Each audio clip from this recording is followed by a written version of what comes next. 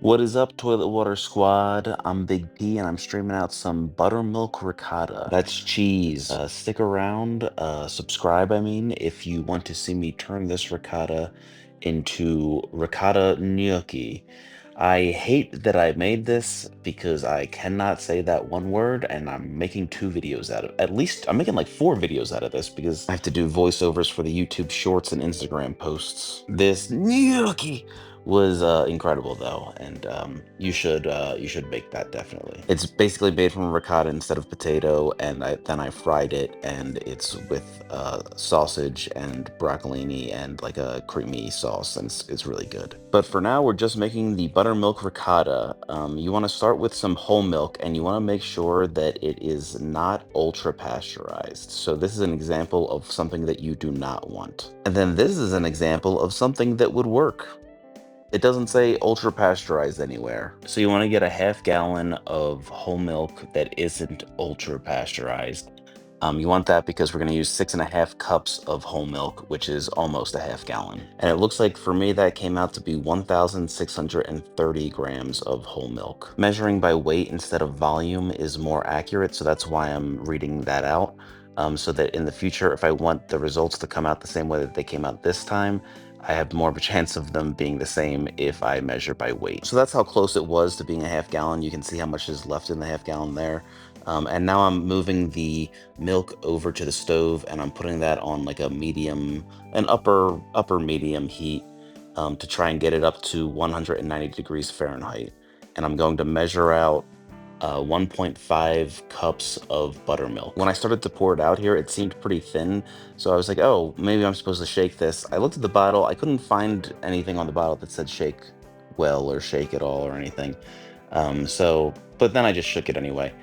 And it did get thicker once I did that, so maybe shake the buttermilk a little bit. So then I measured out 1.5 cups of buttermilk, which turned out to be 370 grams. I set that aside because we're going to pour that into the milk once the milk gets up to temperature. And right now I'm also getting this cheesecloth and strainer ready. Um, there's still a good amount of time until we're gonna need this. I didn't really need to do this at this point, but I did it anyway.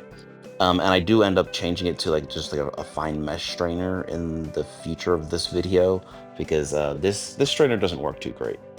But you do want a thing of cheesecloth. And if somebody can tell me if I'm using too much cheesecloth, let me know.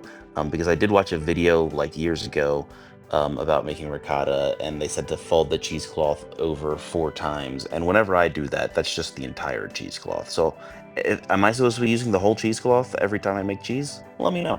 Back over on the stove, here's the milk coming up to temperature.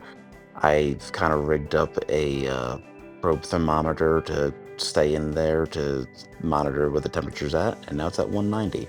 So it's time to take it off. From here, we want to pour in the buttermilk, but we don't want to stir it too much once the buttermilk is in there. So what I like to do is I like to stir up the milk so it's kind of like in a whirlpool, and then I pour the buttermilk into it so that it kind of stirs itself in, so you're not like breaking up the curds with your spatula or whatever you're using. Then once the buttermilk is in, I give it one good like smooth, easy stir, and then I let it sit for 20 minutes out on the counter. After that 20 minutes, you should see it kind of separated, and then you want to ladle it like easily into the cheesecloth and the strainer to strain out the liquids and keep the cheese in the top part.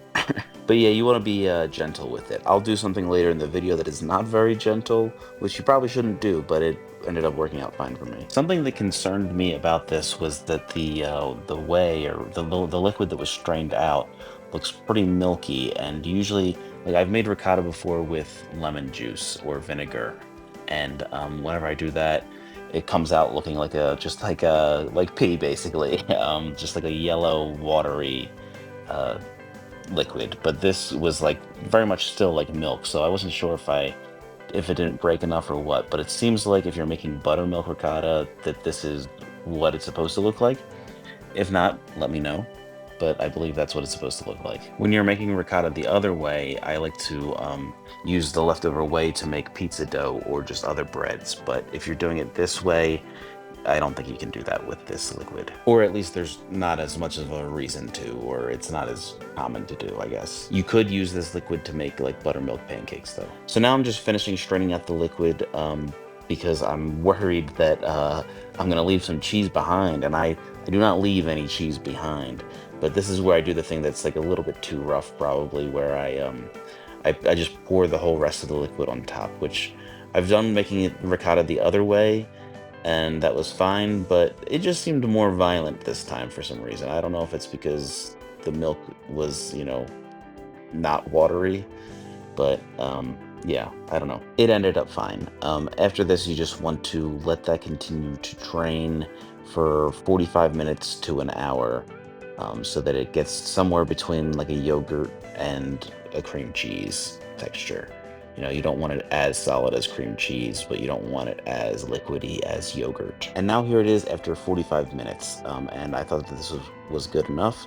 So I took it out and put it into a bowl, and then I added 2 grams of salt, which was basically just like a small pinch of salt. Stir that in, and then you got yourself a buttermilk ricotta cheese that's perfect for making ricotta gnocchi. Mine came out to be about 230 grams worth of ricotta. Bye. Well, it seems our time has come to an end. Thank you for watching Toilet Water Squad.